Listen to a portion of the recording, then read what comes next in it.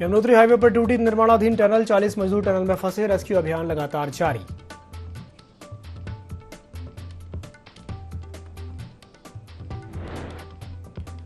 Uttarkashi tunnel हादसे पर मुख्यमंत्री पुष्कर सिंह धामी का बयान, पूरा अमला फंसे हुए लोगों को बचाने में जुटा, अधिकारियों के लगातार संपर्क में हूं।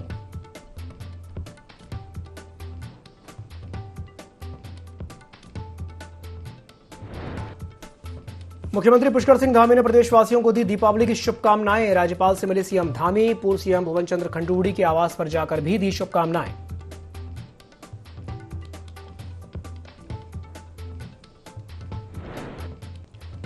बर्फबारी के बीच जोशीमठ में लौटी दीपावली की रंगत, लोगों ने की जमकर खरीदारी, बढ़ती डिमांड से व्यापारियों के खिले चेहरे।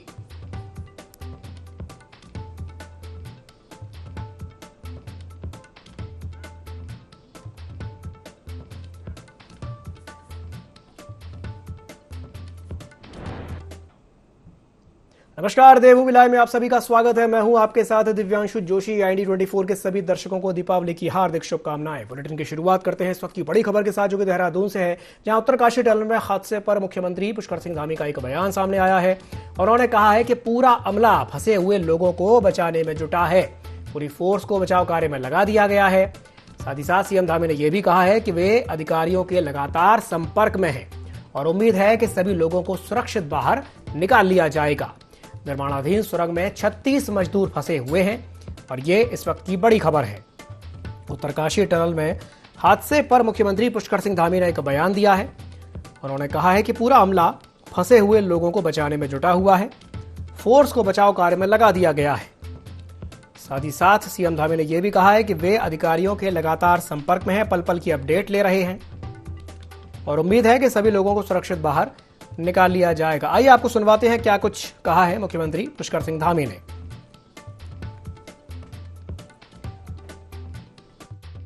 से घटना की जानकारी मिली है, तब से मैं लगातार सभी के संपर्क में हूँ। वहाँ के जिले के प्रशासन के लोगों से, कमिश्नरी के लोग, हमारे आपदा प्रबंधन के लोग, सारे लोग आपदा के काम में लगे हैं, रेस्क्यू के काम में लगे हैं, बचाव के काम में लगे हैं और NDRF, SDRF सभी मौके पर पहुँच गए हैं और भगवान से प्रार्थना करते हैं हम कि जल्दी सभी सकुशल जो है वापस। मुख्यमंत्री पुष्कर सिंह धामी ने देहरादून की कुम्हार मंडी क्षेत्र का भ्रमण किया। इस दौरान उन्होंने दीपावली के अवसर पर मिट्टी के दिए और अन्य सामान तैयार करने वाले कुम्हारों से मुलाकात की। साथ ही साथ उन्हें दीपावली की शुभकामनाएं भी दी। मुख्यमंत्री ने प्रदेशवासियों से दीपावली पर मिट्टी के दिए जलाने की अपील की है। उन्होंने कहा कि मिट्टी के दिए दीपावली के पर्व को पावनता प्रदान करते हैं।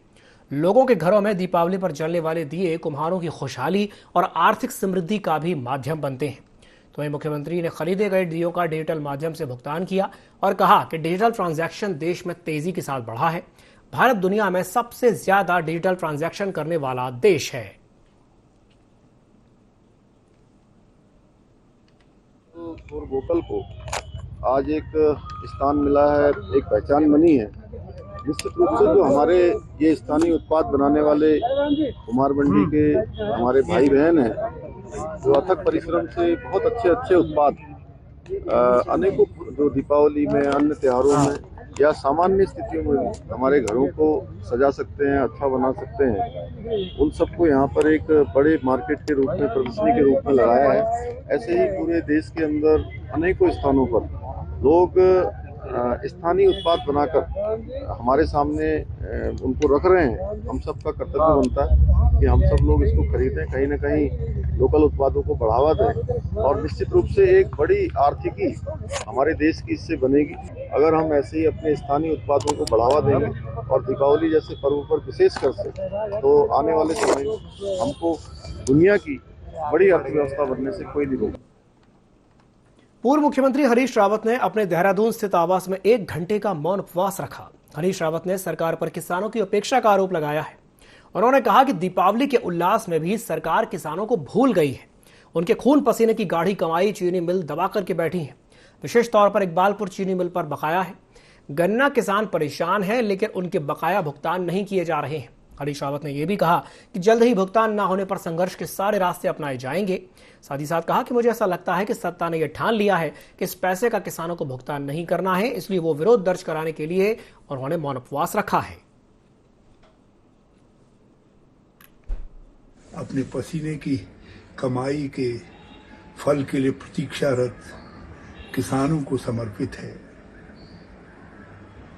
जिन्होंने हम सबको तो मीठा मीठा गन्ना दिया, लेकिन उनके हाथ केवल कड़वाहट आई और अभी तक इकबालपुर चीनी मिल उनके गन्ने का मूल्य उनको भुगतान नहीं कर पाई। सरकार भी उनकी निरंतर उपेक्षा कर रही है। हे प्रभु, सरकार को सद्बुद्धि दो ताकि उन किसानों का पेमेंट जो 100 करोड़ से ऊपर है वो मिल सके। देहरादून के राजपुर रोड स्थित रिलायंस कंपनी के ज्वेलरी शोरूम में हुई डकैती के मामले में पुलिस के हाथ अभी तक खाली है। हालांकि दून पुलिस आरोपियों की तलाश में लगी हुई है, तो वहीं जांच में पुलिस को यह जानकारी मिली है कि डकैती से 4 दिन पहले बदमाश हरिद्वार में रुके थे। उन्होंने कई महीनों की रैकी के बाद दून में डकैती को अंजाम दिया था। इन आरोपियों का हुलिया मध्य प्रदेश के कटनी और महाराष्ट्र के लातूर में लूट की कोशिश करने वाले कुछ बदमाशों से मिलता जुलता है। तो वहीं देहरादून के वरिष्ठ पुलिस अधीक्षक अजय सिंह ने पुलिस कार्यालय में एसटीएफ और राजपत्रित अधिकारियों के साथ बैठक की।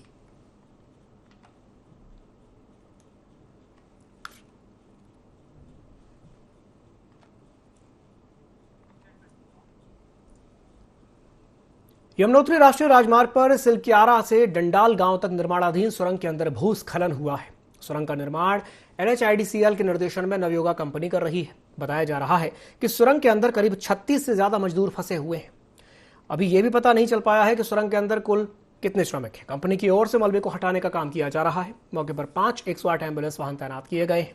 तो वहीं पुलिस प्रशासन की टीम मौके पर डटी हुई है और रेस्क्यू अभियान जारी है। आपको बता दें कि यमुनोत्री राष्ट्रीय राजमार्ग पर निर्माणाधीन टनल पर एक हादसा हो गया है।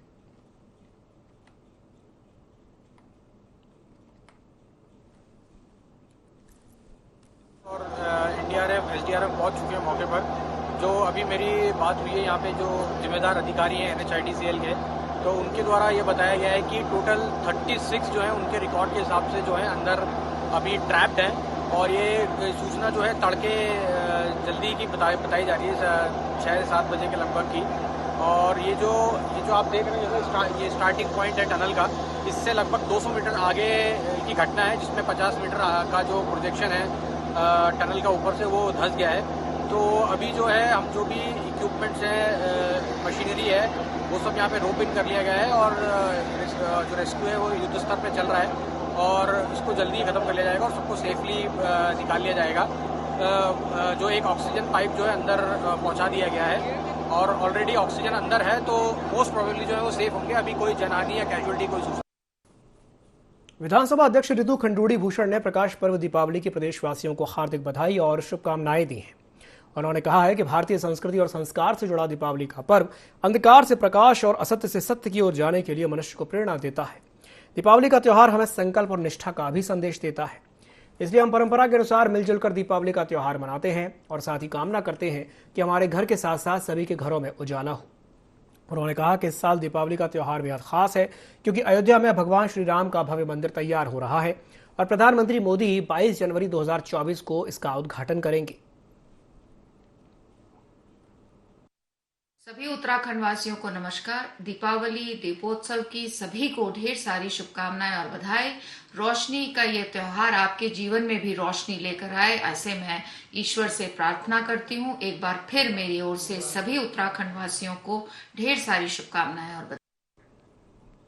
बारिश और बर्फबारी के बाद अब सूबे के सीमांत क्षेत्र जोशीमठ में खिली धूप के साथ दीपावली की रंगत लौट आई है। मौसम के खुलते ही सीमांत का जनजीवन एक बार फिर से पटरी पर लौट आया है। बर्फबारी के बाद जहां क्षेत्र की ऊंची श्वेत धवल चोटियों पर सफेद बर्फ अपनी रंगत बिखेर रही है, तो वही बारिश के बाद बाजारों में छाई मंदी के बाद खुशगवार मौसम के बीच नगर के व्यापारियों में गजब का उत्साह दिखाई दे रहा है।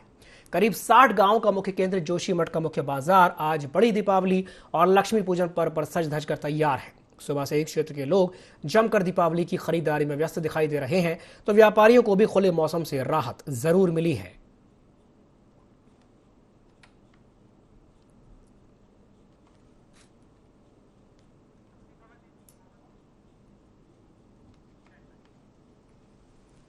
सूबे के अंतिम छोर पर बसे सीमांत नगर जोशीमठ में दीपावली पर्व को लेकर के भारी उत्साह नजर आ रहा है। नगर क्षेत्र में जहां लोग आतिशबाजी और मिठाइयों के साथ अपने घरों को बिजली के रंग बिरंगे सतरंगी लड़ियों और झालरों से सजाने में लगे हुए हैं, तो वहीं ग्रामीण क्षेत्र में आज भी पहाड़ों की दीपावली की परंपराओं में गौपिंडी पूजन के तहत सुबह अपने अपने गौशालाओं में जाकर के गौवंशों का पूजन करने और उन्हें तिलक पिटाई लगाने के साथ मोटे पौष्टिक अनाजों से बने लड्डू नुमा भोग खिलाया गया और गेंदे गुलदावरी की माला गले में डालकर उनकी पूजा की गई। साथ ही साथ पशुधनों से आशीष भी प्राप्त किया गया।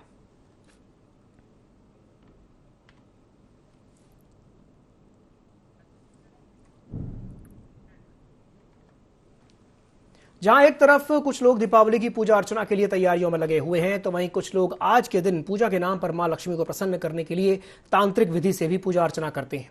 और इस दौरान कुछ लोग भ्रांतियों और अंधविश्वास के चलते उल्लू जैसे जीव की हत्या करके उसके साथ तांत्रिक शैली में पूजा करते हैं, जबकि ज्योतिषाचार्यों का मत है कि किसी भी पूजा पद्धति में उल्लू की हत्या करके उसे तंत्र मंत्र करने का उल्लेख नहीं है और ऐसा करना पूरी तरह से अंधविश्वास है।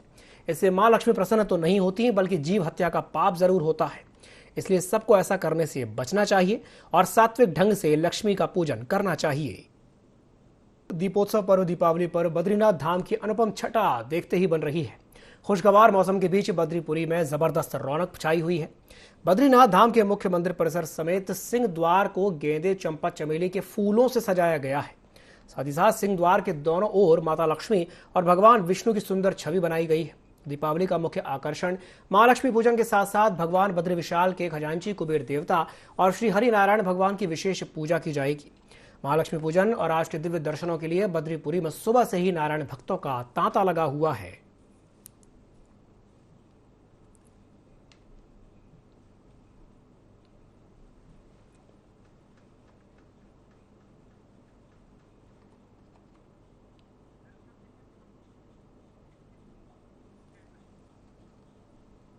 उत्तराखंड राज्य में जल पुरुष के नाम से प्रसिद्ध जाने माने पर्यावरणविद सच्चिदानंद भारती को हाल ही में उत्तराखंड सरकार के द्वारा उत्तराखंड गौरव सम्मान से सम्मानित किया गया है। आयोजित कार्यक्रम में देश के राष्ट्रपति द्रौपदी मुर्मू भी शामिल हुई और उनके द्वारा सच्चिदानंद भारती को उत्तराखंड गौरव सम्मान दिया गया। ID24 के संवाददाता विनय सूद ने सच्चिदानंद भारती से खास बातचीत की। हमारे साथ है पानी राखो अभियान के सच्चिदानंद भारती जी। उत्तराखंड राज्य के स्थापना दिवस के अवसर पर भारत के राष्ट्रपति श्रीमती द्रौपदी मुर्मू जी के हाथों से देवभूमि उत्तराखंड की सरकार ने जो हमारे काम को, जो जल जंगल जमीन का काम लोगों के साथ मिलजुल करके पिछले 45 सालों से हम उत्तराखंड के बहुत ही पिछड़े इलाके में उफरे खाल और उसके आसपास के इलाकों में करते आए, जिसमें हमने वहां पर पेड़ लगाने का काम किया, वर्षा जल के संरक्षण का काम किया और गांव में महिला मंगल दलों को बनाने का काम किया। ये काम एक ऐसा काम था कि जो ऐसे इलाके में हुआ कि जिसकी पहचान पहले से कभी थी नहीं। तो लोग अपने अस्तित्व के लिए, अपने आवश्यकता के लिए जंगलों का निर्माण कर रहे। तो ये सब चीजों को देख करके उत्तराखंड शासन ने आज जो आदर दिया, इसको उत्तराखंड गौरव सम्मान से नवाजा है। ये बहुत ही गौरव की बात है और ये हम लोग इससे बहुत प्रसन्न हैं। ये थे हमारे साथ प्रेरणा। यहाँ पर अगर बात की जाए सच्चिदानंद भारती जी। देहरादून से ID24 के लिए विनय सूद। देहरादून अस्पताल में मरीजों के लिए QR कोड की व्यवस्था लागू कर दी गई है। अस्पताल के CMS डॉक्टर अनुराग अग्रवाल ने बताया कि दून अस्पताल में देहरादून के अलावा आसपास के क्षेत्रों से भी लगातार मरीज आते हैं। OPD में कई बार बहुत लंबी लाइन लग जाती है। QR कोड आभा ID के माध्यम से चलेगा, जिसकी आभा ID बनवाई हुई है और आभा ID को अगर कोड से स्कैन करते हैं तो उसकी रिपोर्ट सीधे दून अस्पताल में पहुंच जाएगी और खुद ही पर्चा जनरेट हो जाएगा। CMS ने यह भी बताया कि जो टाइम लाइन में लगने में लगता है वो सारा टाइम इस कोड के लगने से बच जाएगा। बिल्कुल, ये एक बहुत ही अच्छी जैसे हम लोगों ने अपने एयरपोर्ट पर देखा है कि आप अपना सेल्फ चेक इन कर सकते हैं, तो कुछ उस तरह की सुविधा है ये। इसमें मरीजों को अपनी आभा ID बनानी पड़ेगी, जिसमें उनकी डिटेल सब भर जाएगी। एक बार आपने आभा ID और आभा ऐप लोड कर रखी है, तो जब आप स्कैन करेंगे तो वो आपको आभा ID के थ्रू हमारे पास सब डिटेल आपकी आ जाएगी और ये भी आ जाएगा कि आप यहाँ हमें दिखाना चाह रहे हैं। तो जो हम लोग की बहुत लंबी लाइनें कई बार खाली रजिस्ट्रेशन के लिए लगती थी, उन सब में बिल्कुल भारी कमी आ जाएगी। पहले एवरेज एक लाइन में लगने का समय 2 से 3 मिनट होता था, वो घटकर 15-20 सेकंड रह जाएगा। तो एक तो ये बहुत ही अच्छी सुविधा है। धीरे धीरे इसको आगे हम लोग पेमेंट के लिए भी लिंक कर सकते हैं और बाद में चलकर इसको हम लोग बंदा अपनी रिपोर्ट भी इसी के थ्रू ले सकता है। तो इस तरह की सुविधाएं भी करने की कोशिश की जा रही है, जिनमें थोड़ा वक्त लगने की उम्मीद। बीकेटीसी ने दीपावली महालक्ष्मी पूजन उत्सव को लेकर के बद्रीनाथ धाम में सभी तैयारियां पूरी कर ली हैं। धाम में देर शाम से ही मौसम ने करवट बदली है। बद्रीपुरी में एक बार फिर से बर्फ की सफेद चादर बिछ चुकी है। इसके बावजूद भी बर्फबारी और मौसम पर भगवान श्री हरिनारायण जी की आस्था भारी पड़ती नजर आ रही है। बीकेटीसी अध्यक्ष अजेंद्र अजय ने सभी को दीपावली की शुभकामनाएं भी दी हैं। मंदिर प्रबंधन की मीडिया प्रभारी डॉक्टर हरीश कौर ने बताया कि मंदिर को 17 क्विंटल फूलों से बद्रीनाथ धाम को सुसज्जित किया गया है।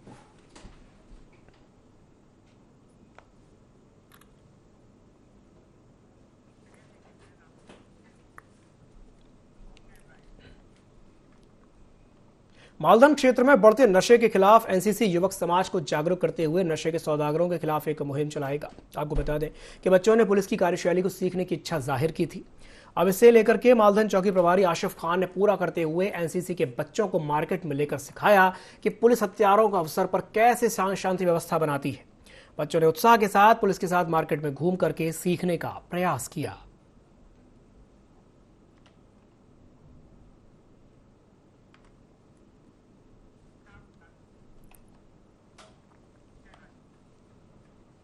सितारगंज के सामुदायिक स्वास्थ्य केंद्र के चिकित्सक डॉक्टर अतुल कुमार ने सितारगंज कोतवाली में रिपोर्ट दर्ज कराई है। दरअसल यहां दो पक्षों में आपसी विवाद हो गया था।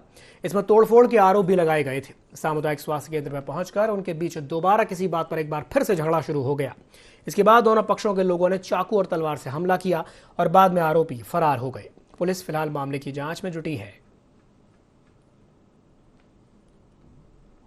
7:30-8 बजे करीब हमारे पास कैलाशपुरी से दो पक्ष आपस में लड़ाई झगड़ा करके अस्पताल में इलाज पे आए थे और इलाज के दौरान ही वो लोग आपस में अस्पताल परिसर में चाकू तलवार लेके आ गए और वहाँ पे अस्पताल कर्मचारियों को भी काफ़ी उन लोगों ने मानसिक उत्पीड़न करा है और प्लस अस्पताल परिसर में भी तोड़फोड़ काफ़ी करी है और वहाँ पे आपस में भी परिषद के अंदर हमारे डिलीवरी रूम के अंदर लड़ाई झगड़ा करना शुरू कर दिया जाए। ये इनका कुछ आपसी पारिवारिक शायद रहा है और इसमें कम से कम 10 से 15 लोग थे जो अस्पताल परिसर में आके तोड़फोड़ और सबसे अभद्रतापूर्ण व्यवहार करने। पंचदशनाम जूना अखाड़े के पवित्र छड़ी यात्रा जोशी मठ मुख्यालय के ज्योतिषपीठ पहुंची। ज्योतिषपीठ ज्योतिष मठ प्रभारी ब्रह्मचारी मुकुंदानंद मठ प्रबंधक स्वामी विष्णु प्रियानंद महाराज ने सभी साधु संतों का पुष्प वर्षा के साथ स्वागत किया और इसके बाद छड़ी यात्रा को अपने अगुवाई में लेकर सभी साधु महात्माओं ने पौराणिक नरसिंह नवदुर्गा मंदिर के दर्शन किए। तो वहीं साधु संतों ने कहा कि यह यात्रा सनातन धर्म का प्रचार और उत्तराखंड के विकास को लेकर के निकाली जा रही है। साथ ही साथ ये भी बताया कि छड़ी यात्रा ओम पर्वत से होने के बाद एक बार फिर से हरिद्वार में जाकर के समाप्त होगी।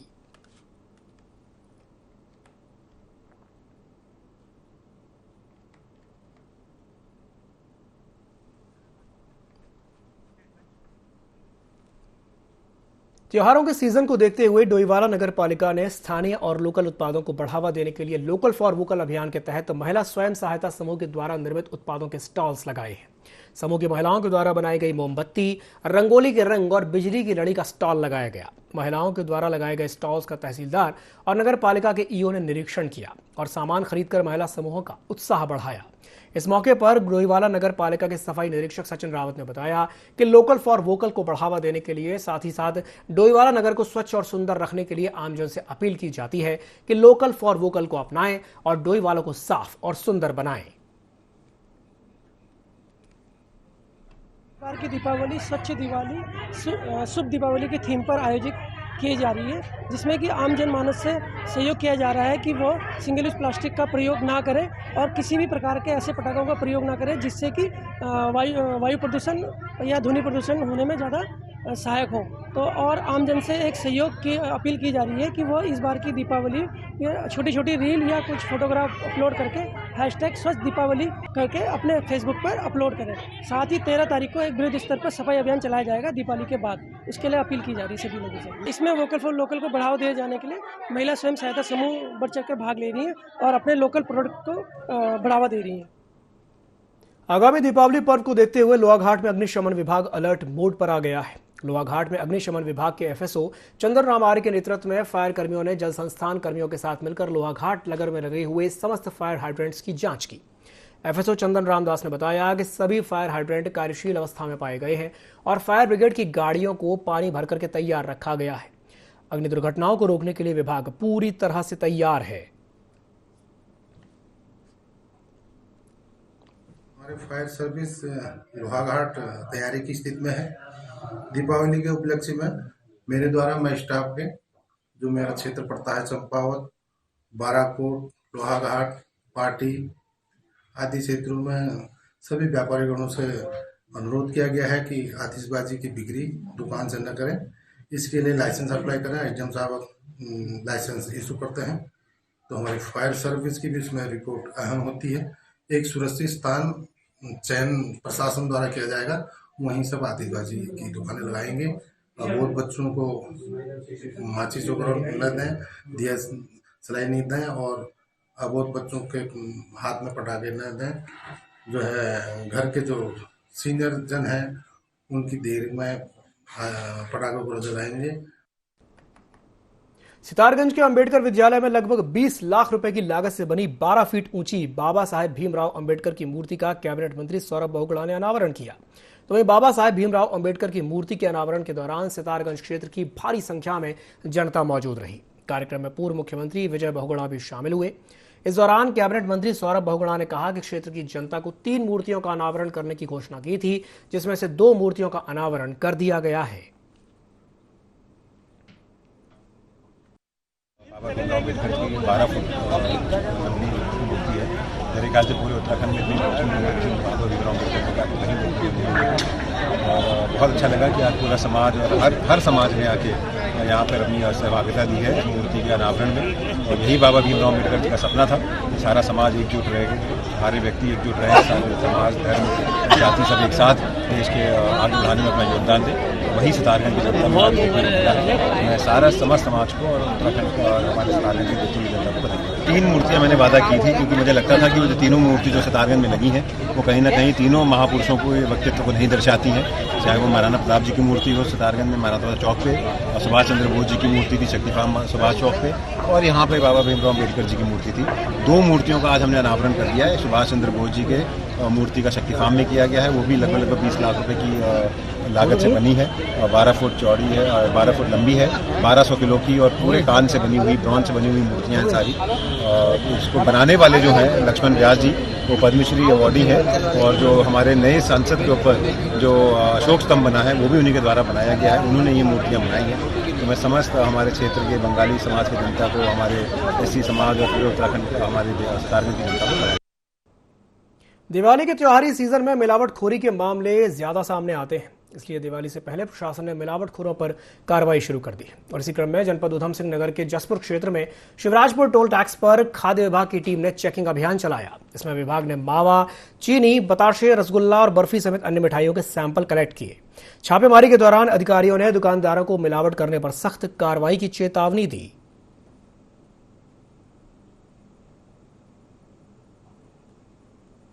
सारे वाहनों को चेक कर रहे हैं, जिसमें हमें जो मिठाई या मिठाई से निर्मित जो खाद्य पदार्थ मिले हैं और मावा भी हमने उनके सैंपल भी लिए गए हैं। और कुछ सामग्री ऐसे मिली जो पैक्ड फूड आइटम थे, परंतु उनके पास बिल न होने के कारण उनको हिदायत दी गई है बिना बिल के आप न ले जाएं और साथ में बिल होना चाहिए। ये लगातार हमारी कार्रवाई जारी रहेगी। त्योहारी सीजन में क्योंकि जो डिमांड बढ़ने से जो है मिलावट होने की संभावना बढ़ जाती है, तो इसलिए हम उस पर ज़्यादा जो है चेकिंग अभियान चलाते हैं। इसी के साथ बुलेटिन में फिलहाल के लिए इतना ही। दीजिए इजाजत। नमस्कार।